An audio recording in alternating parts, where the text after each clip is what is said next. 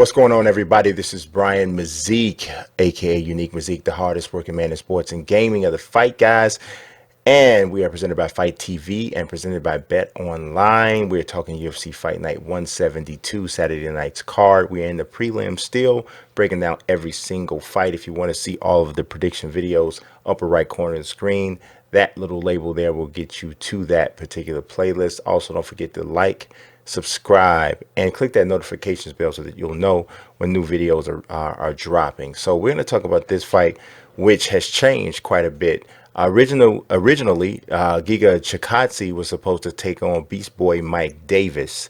Mike Davis has fallen out of this fight and has been replaced.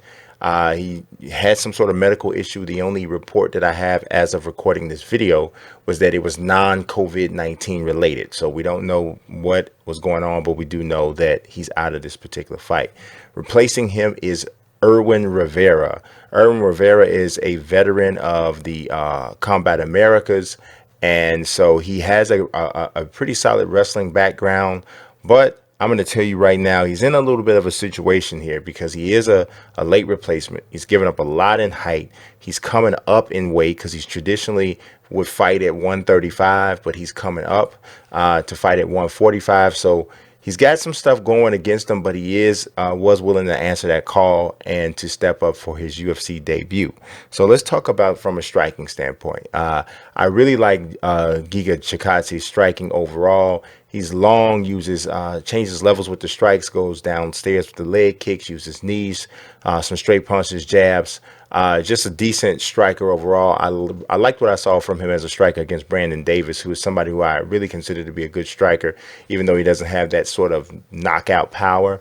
But he's a pretty sound overall striker, and I thought Giga Chikadze held his own there. He did beat Brandon Davis. As a matter of fact, I believe he's on a 3-fight winning streak. So I thought I thought Beast Boy was going to actually be a pretty good fight for him, but it didn't work out that way. But yeah, Chikadze's on a 4-fight win streak. He's winning his last 2 fights were split decision victories. One of them was against Jamal Emmers, and then the other one was against Brandon Davis, which is the fight that I'm referring to.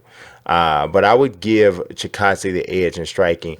Rivera is more of a lumbering, that style of striker that you see a lot of times with wrestlers who have some pretty heavy hands, but they don't have the refined striking approach. So they come in, they might throw a jab, and here comes that big one that's coming over the top. And those types of strikers obviously can be effective if they find a mark, but against a more technical guy like Chikadze, I'm thinking might not work out. He might not be able to get that sort of land that kind of a shot. So his best chance is going to be to get this fight to the ground. So let's talk about the submissions and the grappling.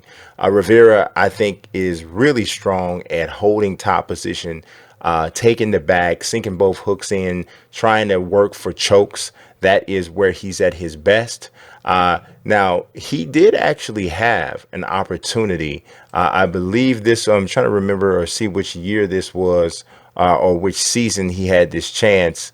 Yeah, I thought he almost had an opportunity to go for Dana White's Tuesday Night Contender Series, I believe. I think this was at season 2. Something didn't quite work out. He was in Combat Americas for most of that time period, but most recently he's been fighting with Titan FC. He's on his own 3-fight winning streak. He had actually a 3 straight victories via TKO. He's defeated Lazar Stojanovic and Matt Wagey, as well as Danny Sabatello. All of those were by KO. So he is, like I said, has some really heavy hands. He's been doing some work with some body shots. The last 2 knockouts have come from body shots late in the fight. I don't know that he gets an opportunity to do something like that against Chikadze. Like I said, he's given up some size, and from a height standpoint as well as weight, used to fighting bantamweights, not going to get an opportunity to do that against Chikadze stepping in late. So, but I do like him as a grappler. Feel like he has maybe a little bit of an edge there, even though we'll see how he fares against a bigger guy. If we're looking at intangibles, the other outside of this, now there's a couple ways to look at this, right? So Chikadze obviously prepared for Beast Boy. He prepared for Mike Davis. It's not getting him. Sometimes if you catch a guy slipping, if you catch a fighter slipping because they were looking and preparing for one person, and then you get a different one who has a totally different style, which Rivera does. I shouldn't say totally different style, but it's a different style. You know, he has to be careful. He cannot look past Rivera because he was an absolute last second replacement. He can't do that. He has to come in, be prepared, and not allow himself to get caught off guard. But all of that said, if you consider that Rivera is coming up in weight, you know, didn't get a full training camp more than likely for this fight, you have to think the intangibles are still leaning in Giga Chikadze's favor, just all things considered. So when I talk about my prediction for this fight, I got to go with Chikadze winning this one.